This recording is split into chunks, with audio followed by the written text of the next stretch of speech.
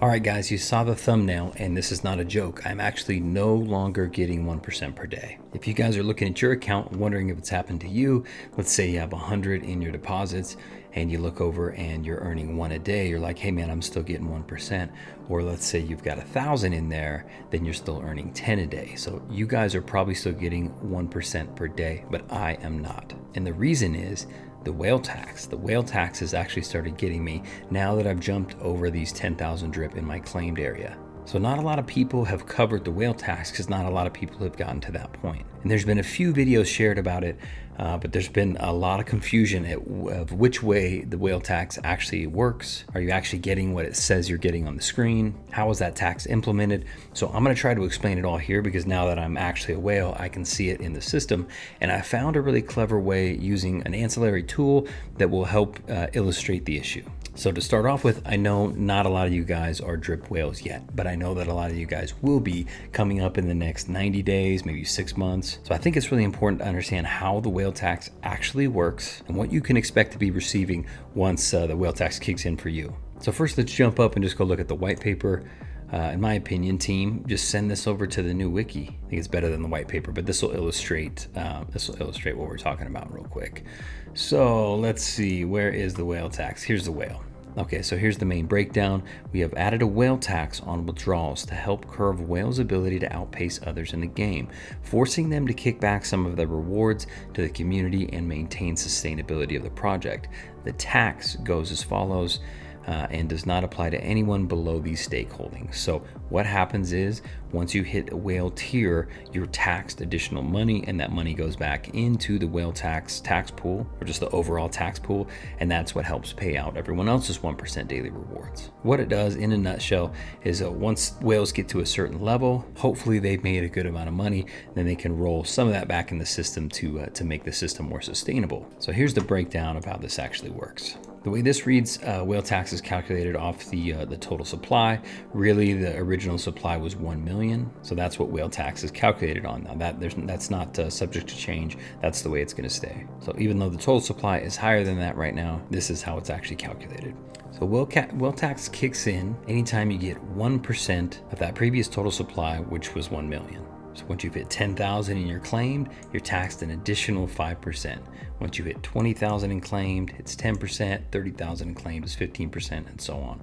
All the way up to where you hit max, which is 100,000 in claimed, that's a 50% tax rate. So that's pretty self-explanatory. As you claim more, you're gonna pay some additional taxes. But what's not explanatory, and what's not clear for a lot of people, and wasn't clear for me until just a minute ago, is where does that tax actually come out? And I think it's been assumed by a lot of people that it works differently than it does. Most people assume that they will build up their balance here, and then when they go to claim, they will get their full 1% per day, then the whale tax would be taken off, then the claim tax and all that. But that's not actually how it works. On the back end of the contract, it's calculating all that for you, so you don't need to do anything, and it's actually already pulling the whale tax out of your available right here. So the easiest way to illustrate this is for me to show you that tool I mentioned. And for those of you who aren't familiar with this tool, this is the Drip Oracle tool. It's drip.community. I'm looking at the dashboard. You can plug in all your different wallet addresses and everything like that. It's a super awesome tool. It's got the drip price, the BNB price, the LP price, and then it's got pigs, dogs, and BREAP, but these numbers actually aren't accurate, so just be aware of that. I'm hoping that they come in and update that soon because then I can see my animal farm totals and all that type of stuff. I'll probably black some of this information out because I just want to focus on the one account I'm talking about here. So the wallet we're looking at is, of course, my main wallet. It ends in F7D2. Now I have 12,706 in deposits. Let's jump back over to the wallet. And as you can see, I have 12,706 in deposits. Now let's jump back over here again. This top number here, of course, is my deposits. The bottom number is what I have available, and that is 17.2174 drip tokens. But if I go over to the faucet page again, you'll notice that I only have 16.445 tokens. Now, what's the difference between those two numbers and what would be causing this discrepancy? And the answer is the difference between those two numbers is 5%. And the reason there's a difference of 5% is because I've hit this 10,000 in claimed.